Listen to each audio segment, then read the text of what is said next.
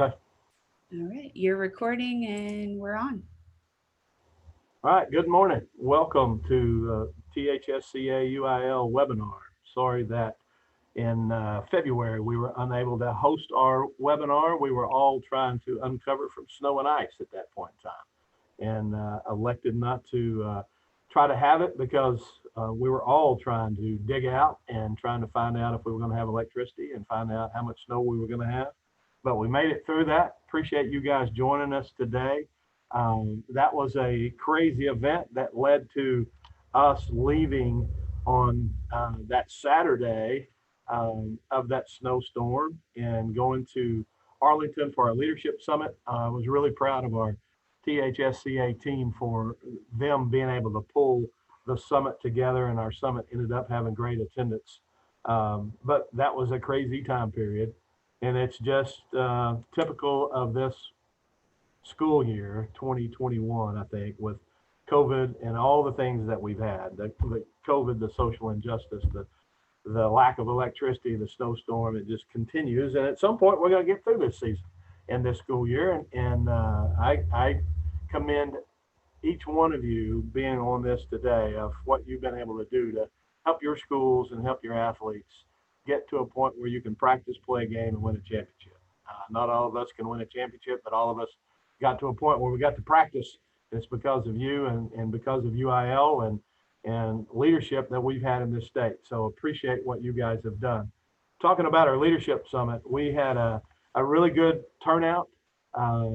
We wanted to continue to work through that. The facility had limited us to 50% attendance, and we pretty much matched that or maxed that 50% out.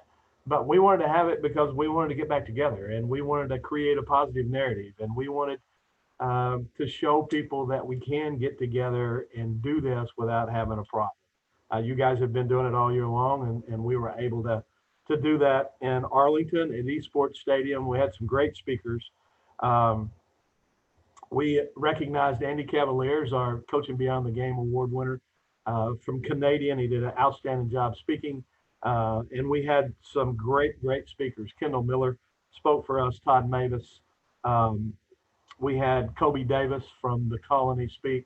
And then we had those people that you're familiar with, Stephen Mackey, 2 words, Matthew McConaughey, but we had some leadership from the military that was there, from the Air Force and the National Guard.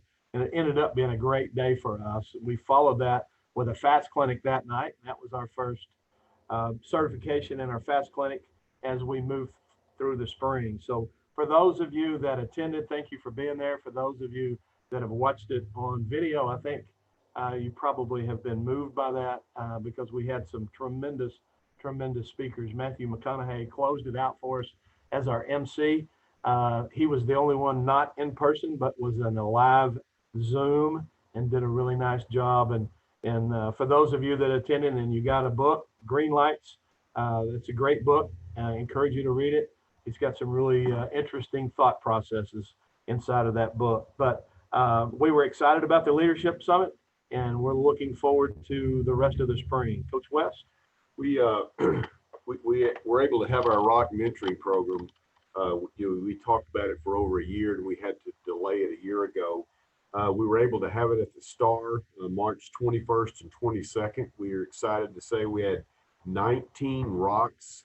It was a great event. Texas A&M provided all of the curriculum, and we were able to introduce our mentors with the rocks.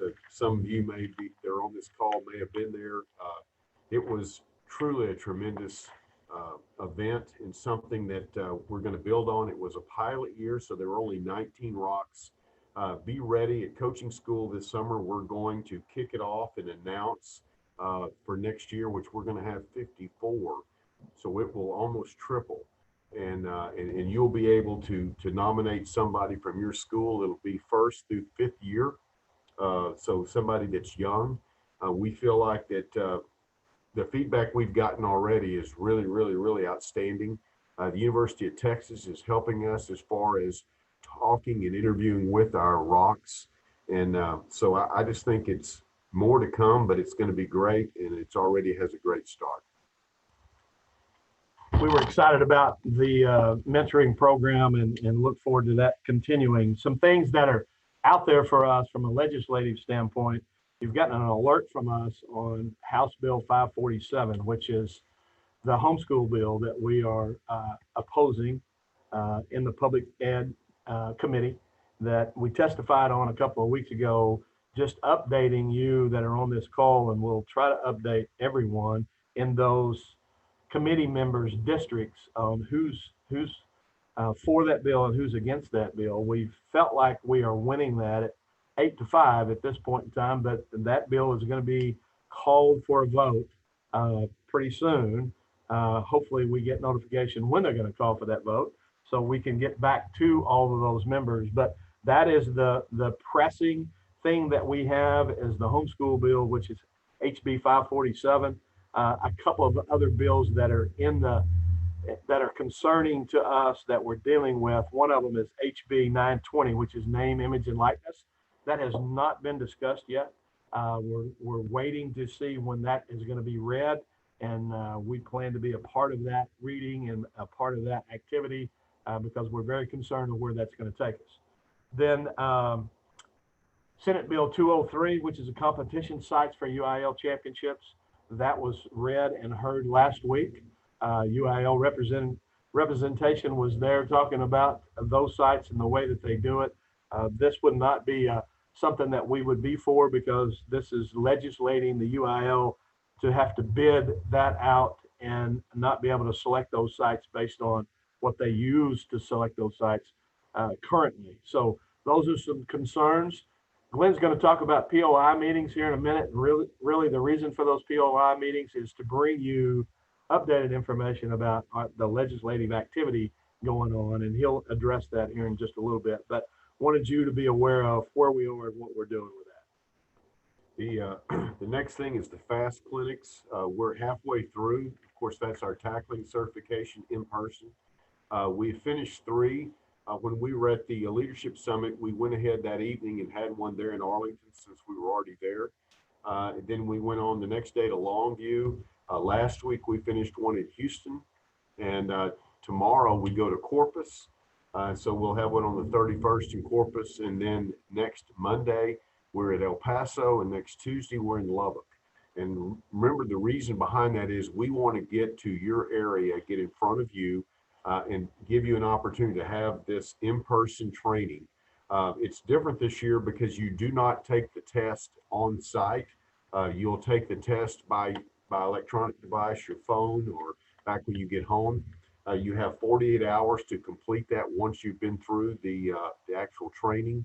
With that, obviously, we do have football in character that as well as an update on what's going on with the association.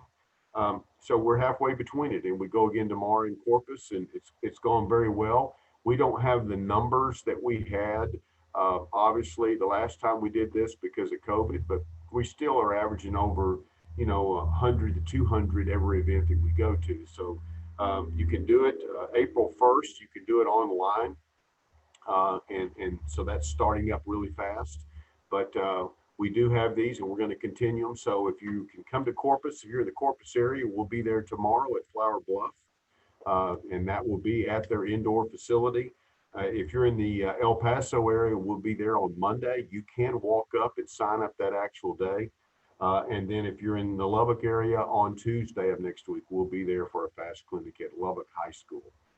Anything else, Joe, with that before I move on? No, I don't think so. Okay, and we have our board of directors meeting on April the 11th and 12th here actually going to be in New Braunfels. And so it's going to take place. We're going to social distance again.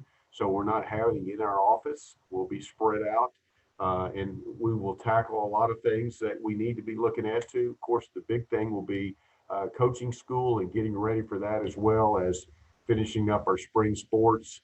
And we will not be doing a new nomination for president.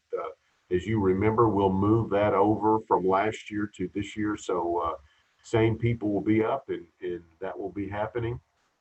And that will be our board meeting. Joe mentioned earlier about the POI meetings.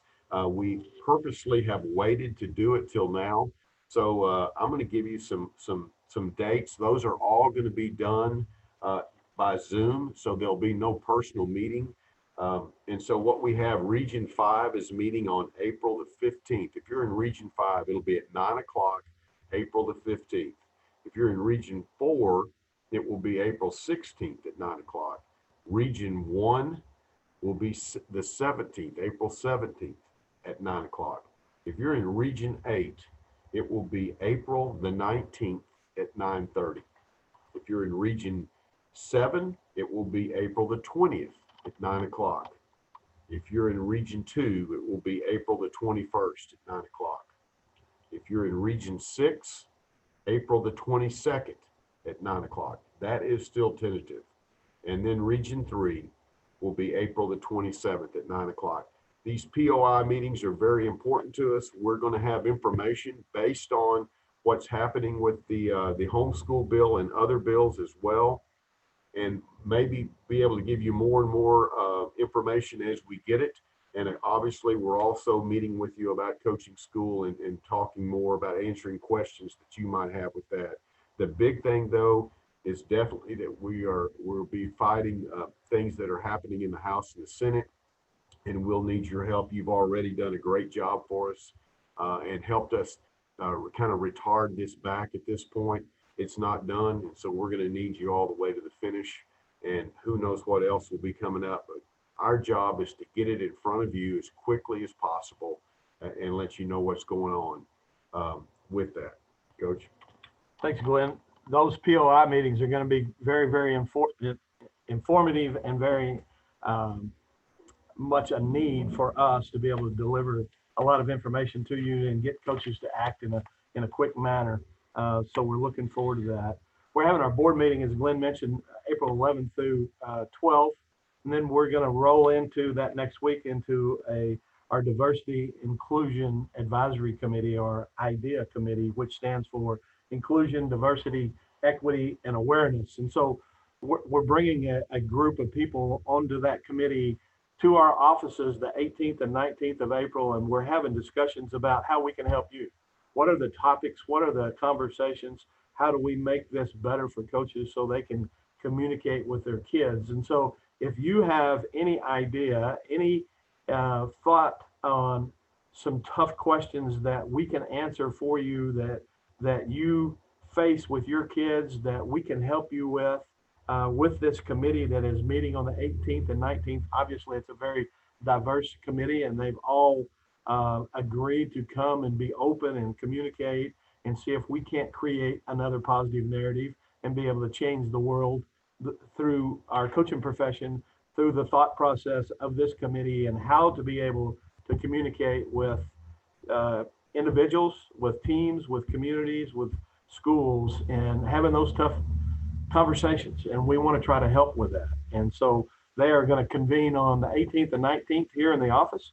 And if you had some ideas or you have some thought process to go with that, that you want us to address, please send that to us and email that to us. We'll happy to do so. Our last topic really is about coaching school, and Glenn mentioned that we are going to socially distance at our board meeting in New Braunfels, and we hope that board meeting on the 11th and 12th is the last time we have to socially distance. That COVID is headed in, the positivity rate in San Antonio is 2.1 today. It's the lowest it's been since they started keeping record for it. And so we hope that, and our plan is to socially distance at our board meeting, and that would be the last time. And I say that because we're on a call with San Antonio yesterday, a really good call about making some changes and some adjustments to the way that they view us coming into San Antonio. We are going to have an in-person coaching school. It is going to be live. We are going to do some things that are different than we've ever done before.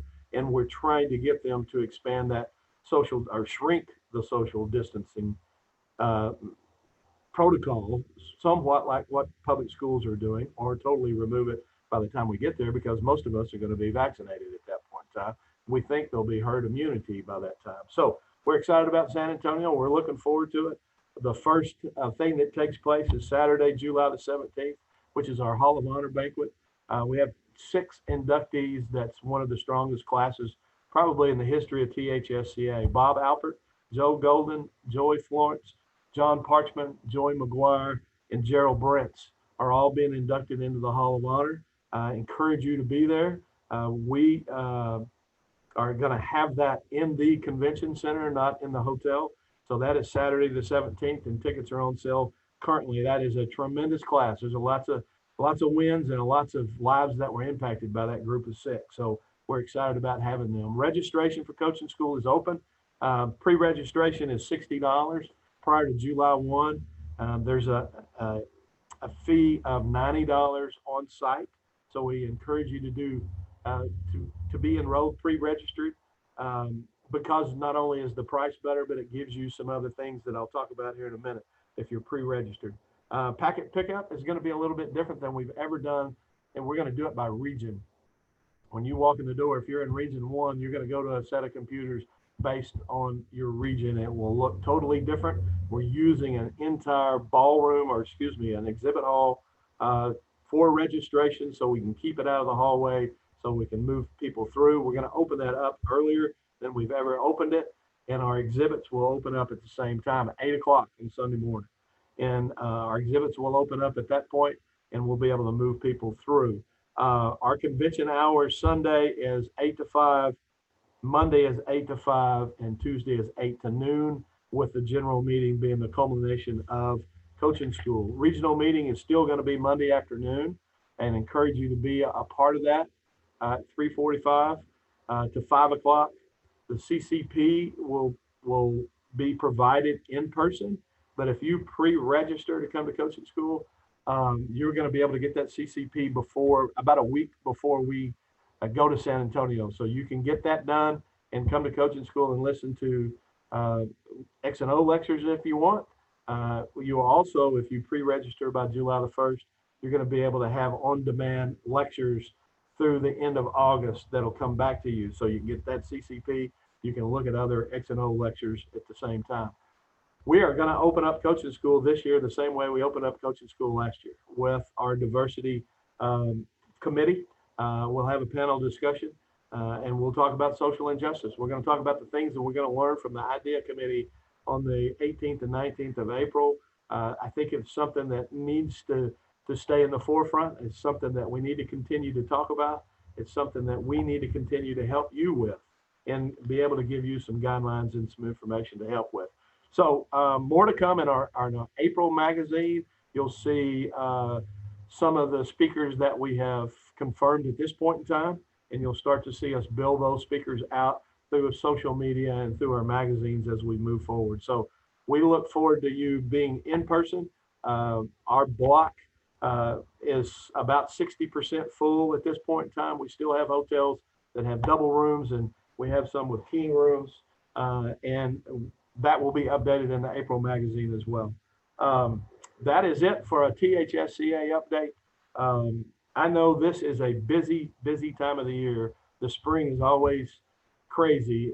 It's really crazy for Dr. Elza and Coach Polk because of their championships from now to almost coaching school. And I really appreciate their leadership and appreciate them jumping on this call today to be able to update you guys on several different things that are happening in the spring.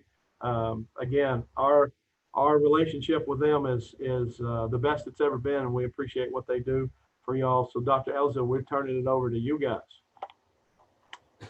Thank you, Joe. Thank you, Glenn. Hello, everybody. I wish we could see all y'all's faces. That'd be a heck of a lot better, but we got 86 of you on here, and we're glad you hopped on this call and took the time to hear what we've got to say. I do want to say a couple things, you know, from the Leadership Summit and the ones that Joe mentioned, you know, specifically the ones that are in the profession, Andy, Todd, Kendall, Colby. I mean, you guys fired us up, and it's just incredible what our coaches are doing and what the Coaches Association is doing to, you know, to project those that have a message to share that is gonna benefit us all. You know, the ROC program, you know, the IDEA program that Joe was talking about, I was supposed to be a part of the ROC. I'm unable to still travel. I'm pretty, unless it's just UIL, probably a state tournament or something that maybe where I'm doing an update, it's been hard to get that travel approved. But I just want to just reinforce how important those programs are for our future in the profession. And I want to commend Joe and Glenn, the entire board, for your work on behalf of coaches. You just see that this organization continues to evolve and continues to be of such benefit to the future of athletics. And when I can be involved, Joe and Glenn, thank you so much for including me. And when I can't, know that I want to be. And for those of y'all that are doing, some of those people that are those mentors in the Rock, the ones that they're using to help them, know the trail that was broke before them. Donna Capps, I mean, I saw y'all had publicized that she's one of the ones that's, advising those mentors. I mean, y'all, I wish I had somebody like that was advising, and I had great people. So thank you for your work. I know y'all didn't expect for me to get on here and sing your praises, but I think it's important that everybody understand just how much value that has to it. I'm going to probably get on a little bit of a soapbox, but I am going to give the update that Joe talked about, and Pope's got some stuff he's going to add to, and he may get on a soapbox too, because we've been a little bit, maybe just a little bit disappointed in some of our coaches in this state and how they've taken to social media, and maybe instead of being in a position of support, they were putting a lot of negative things out there, questioning the intentions of UIL when it came to qualifiers and the sports of track and wrestling. And it's one thing to question why, and all of our numbers are readily available. We can always be called at any time, called, texted, emailed, whatever, because we want to talk to our coaches. But you also have to always understand a bigger picture. And I always say this about coaches: we have a lot of power, and we can use our influence in a tremendous way, or we can use it in a negative way. But in my opinion, when you are, and I felt this way before I came to UIL, but when you are using social media to get what you want and questioning the intentions of UIL and its integrity when it comes to putting kids first, you're going a little far. And I know I reached out to quite a few, and Pope probably reached out to triple the amount that I reached out to, just say, hey, coach, there's a better way. I had this conversation. Dr. Harrison's our deputy director. He's our government liaison. He talked about how this can become negative when you take to social media that way, and you're in a legislative year, and you've got people just getting facts that aren't true. That's when our rules can become state law. And I think everybody understands that's not what we would want. It puts a pretty big burden on Dr. Harrison to have to go through the legislators that are reaching out on behalf of their constituents to say, look, there's nothing unfair going on, and we do have some things that are challenges. So, hey guys, think about it, man. Just you got coaches at UIL that want to talk to you, and I still act like a coach. I still believe I'm a coach. That's why I'm on here coaching right now. We need you to utilize the resource that you have in us and talk us through what you're so upset about, and don't take to the negativity. And for those of y'all that didn't, we appreciate that, and you were patient and you let the process run its course. Our number one concern all along has been our regional sites with track and wrestling, because they're the ones that have to take on the burden of extra people. And for all of y'all, COVID's not gone. In certain area of our states, there's no issues. In certain area of our states, there's still pretty large and significant issues. And we've got to support those people because they host our tournaments and our meets that advance people. So just know, I know a lot of y'all celebrated that, and as did we. We want it back to normal as much as we can. But, when hopefully we'll never get into a pandemic like this, and we won't have, maybe just some of the crazy that's come out of this. But just remember, you're a leader, and you are in a position of influence, and but you're working with people that have your best interest and have the best interest of kids in minds at all times. So utilize us, and let's try to prevent some of that negativity. The Coaches Association is there for those reasons. We have a ton of coaches or associations that can talk on your behalf, but you always have that open window to us. I am, very excited for everything that's gone on this year. And we're so appreciative for all of our coaches that have, stayed so diligent to the protocols, and they've backed off, and it's made it a little crazy, but I think we all understand that we're going to get to the end, and our last state championship is baseball, and we're looking forward to that. The increase in the track qualifiers is awesome. The increase in the wrestling qualifiers is another outstanding thing that we're excited for kids and coaches to be able to have those seasons. And even though the wrestling is still reduced, it was increased. It's an indoor sport, a little bit more challenging, but we appreciate all the work that's gone into being able to complete those seasons. Our track and our state track has not officially been announced where it's going to be at. It's looking like it will be for sure back at the University of Texas, but we are having to still work through some details. And y'all know with COVID, anybody that is in a university system, it's a little more challenging to pull those pieces together. But we're hoping that will stay as normal as it has been in the past years. Baseball, softball, we are still kind of working through all of those as well. But we do expect to have full tournaments in those, as we work with those venues that host those events. I'm going to kick it over to Polk. I know he's got some football stuff and some, he may even want to hit on some of that track stuff, and then just a couple of more nuts and bolts at the end. And I didn't know people could ask questions, but I saw somebody typed in a question at the bottom. So if y'all do have questions, we'll be glad to answer anything you have. So I'm going to kick it over to Polk. You're muted. I'll go ahead and answer that first question that I see in there. Somebody had asked about fall restrictions for volleyball. And it's really volleyball, cross country, any of those tournaments that we put out a couple of months ago leading up for next year. The main thing for us is we needed to get you all your season dates so that you can begin to plan your calendar and work on your schedules.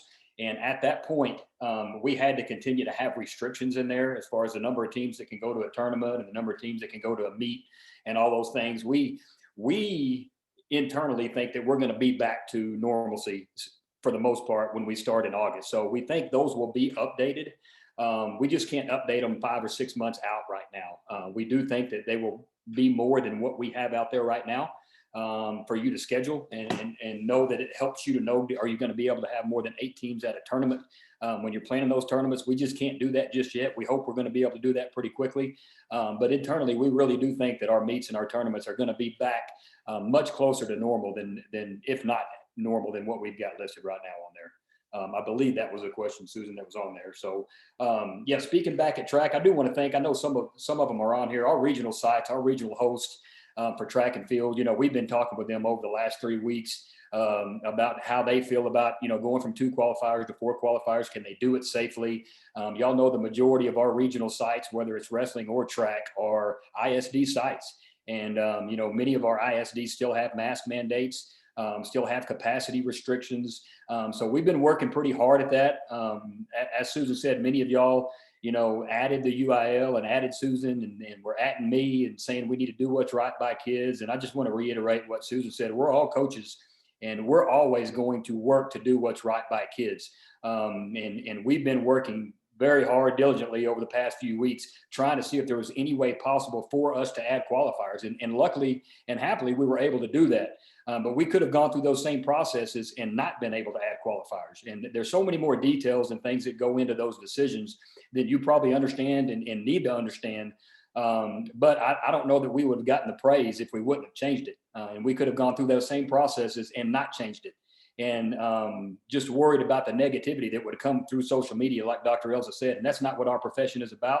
We've got enough negativity, as y'all well know, for our kids to see every day than us to add to it. And, regardless if you want to have freedom of speech, we certainly can't tell you can't say those things on there.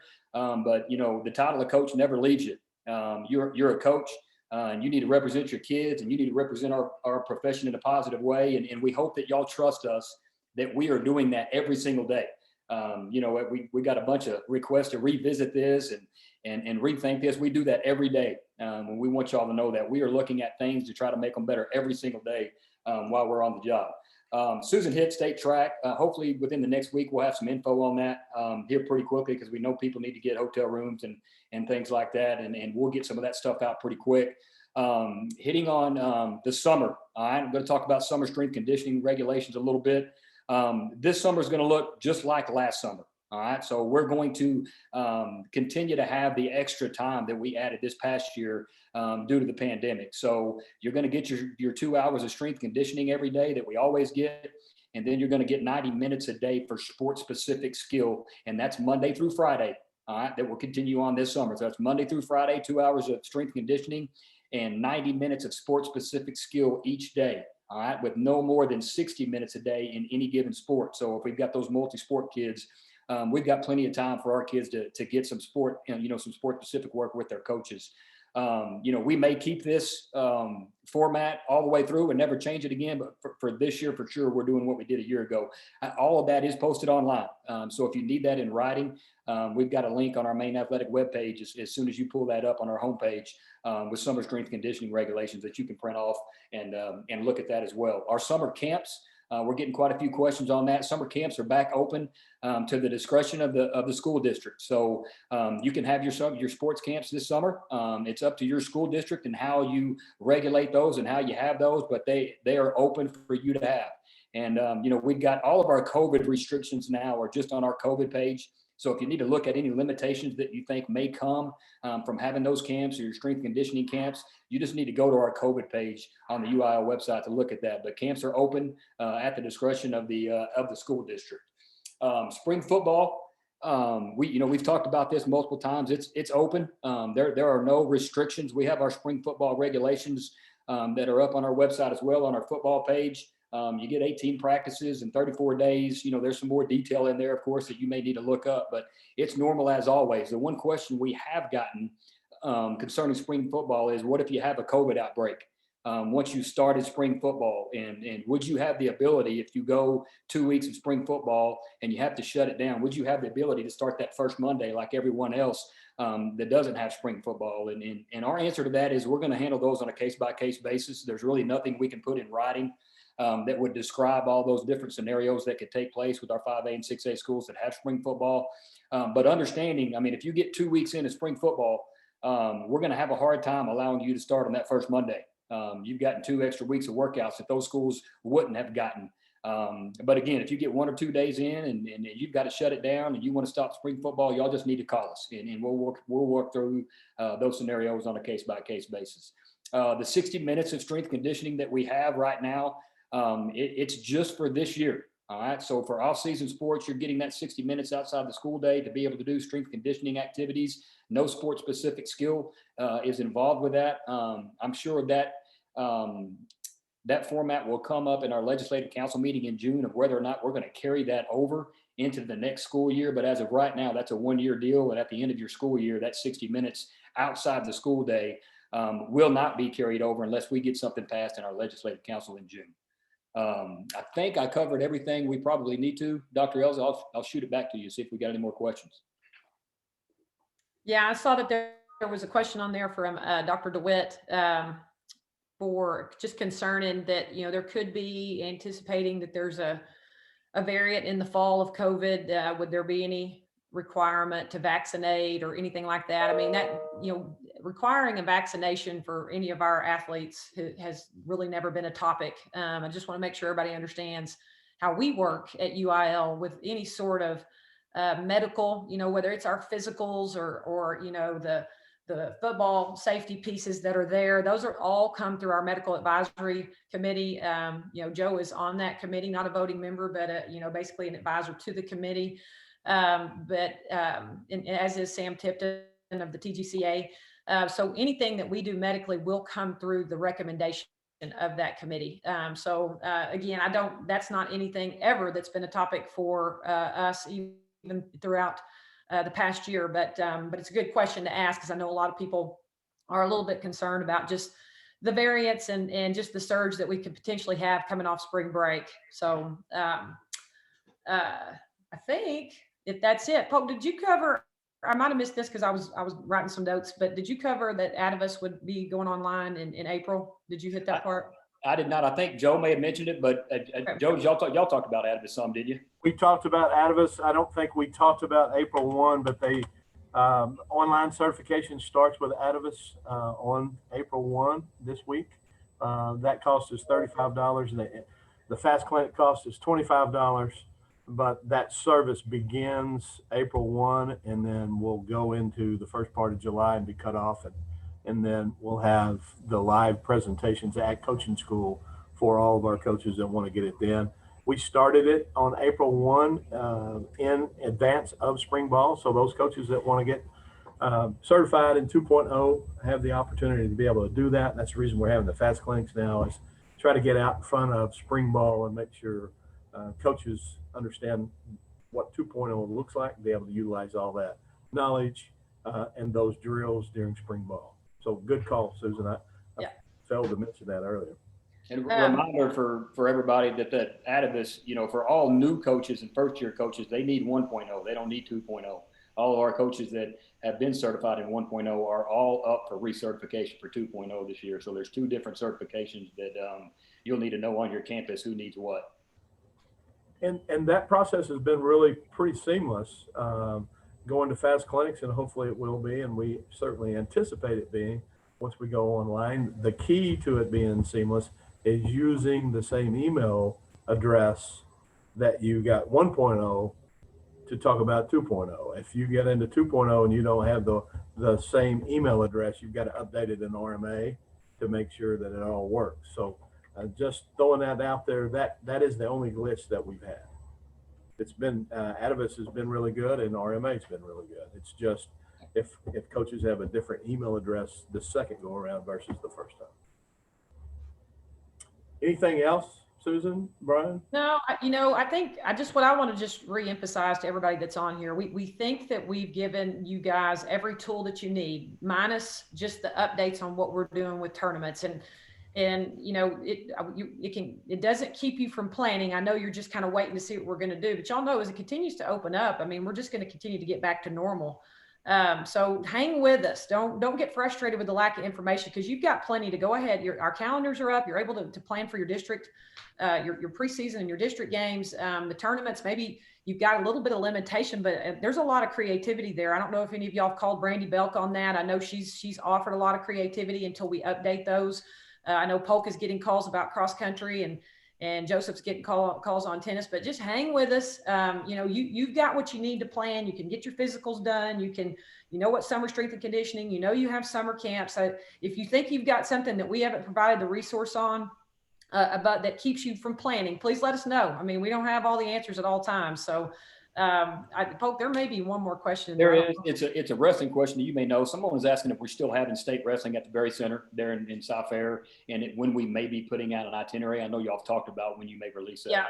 So as y'all know, yes, it is at South Fair, and we just got out to the regional directors. We're going to have to use a double round robin bracket, so every regional site will be using the same bracket in the same format. We'll probably release the state schedule. Probably need about 2 more weeks to get under our belt. We're making sure on our officials and how we're staffing and all that, but really excited to be going back to the Berry Center and pulling those last pieces together with them. They're awesome to work with, and that'll be coming out soon. I think I can add this also on state track. Like I said, we don't have all the details worked out, but we are pretty sure it's going to be a 3-day meet rather than a 2-day meet. And that's something you can plan on. We're probably going to have 2 conferences a day, Thursday, Friday, and Saturday. All right. So we don't know what conferences are going to be on which day yet, but it probably will go Thursday, Friday, and Saturday. It'll be a 2-day meet. Each one of those 2 conferences will be a 1-day meet. All right. So there are 2 conferences on Thursday, 2 on Friday, and 2 on Saturday. So we know that's the format. We just don't actually know which conferences are going to be where yet. Any ETA on that agenda on either one of those? I mean, are we looking at the end of the week? We're looking at next week? Well, just to try to help coaches in their planning. And as we all know on this call, we're the ultimate planners The best. in this profession, and everybody. The best planners. Let's just get that straight. 100%. I don't want to handcuff us with a date just because some of the low hanging fruit that you got to pick off that tree is sometimes undetermined, but I think we could have it out probably within the next 10 to 12 days. That's shooting it long, not shooting it short. So, hang with us. I mean, if y'all got questions, especially like on wrestling or track, call Polk. And I mean, we're not trying to hide anything from the public. It's just, you can't put something out that ends up changing it. That's where we get hammered. And we will share with you any information that we have at that point, but it just, it's always got that TBD attached to it, some of it. So when we post, we're trying to make sure there's nothing else that remains to be seen. I want to follow up on something that Susan and Brian discussed earlier, just about coaches using social media in a negative manner. The pride that Susan has taken since she's become the athletic director, and the pride that we have with our relationship with them is you can pick up the phone and call them. You don't have to go to social media. You can pick up the phone and call and ask a question and get a straight answer. And so I encourage you to do that and not use social media to try to leverage something, but to just give them a call, get to know them, get to understand what they're saying, because something posted in social media can't ever be the total conversation. You can't get everything that you need from that. So pick up the phone and call them. If you've got a concern, if you've got a question, if you want to get after them, if you want to thank them, that's a different thought. Y'all don't get too many calls thanking you for what you do, but you should, and we appreciate what y'all do, and sad and sorry that some of that got a little out of hand, and hopefully that's going to go away. But I encourage everybody on this call just to pick up the phone and call and communicate with them. That's how we get better, and that's how we move forward. Anything else with you guys? No, Coach sir. Webb, Dr. Elza, Coach Pope, thank you all very much. Thank you all for those of you that are on here. Thank you for joining us today. If again, if you have anything for our diversity advisory committee that you want us to address, please send that to us. If you have any questions of us, we look forward to seeing you at coaching school, and we'll have another one of these in April. Thanks a bunch. Appreciate you guys. Thank you. Thank y'all.